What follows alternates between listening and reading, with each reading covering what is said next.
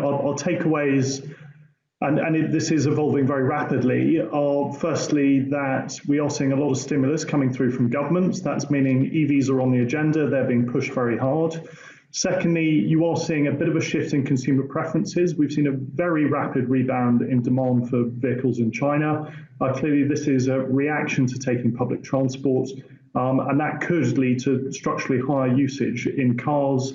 We're seeing good tyre demand data coming through. And then to your point, what's interesting is actually the speed of recovery has been quicker in some markets than we'd expected. Certainly, if you look at the US, you've seen a very, very rapid rebound from the lows in terms of car purchasing. And you mentioned the government stimulus that's been announced here in Europe. We've got the German stimulus package coming through about 48 hours ago. President Macron announcing that 8 billion euros for the auto sector specifically. Is this really an opportunity for Europe to become a leader in the green transition in autos? How significant are these stimulus packages? It's interesting. I think it's far more nuanced than the headlines perhaps suggest, in that there is money coming in for EVs. If you look at the German package, it's now cheaper as a consumer to go and buy an EV than the equivalent internal combustion engine car.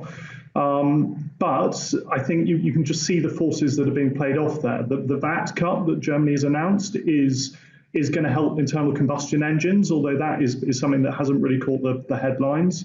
And you can just see the different factions within the sort of political diaspora looking at this, that you have the green lobby on one side, you have the, I suppose, fiscally conservative on the other, and you also have the German auto industry, which is 20% of GDP, that is pushing for stimulus to come through there.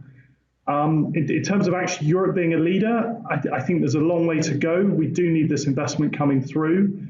Certainly it's high on the agenda of China at the moment, and that's always a tough competitor.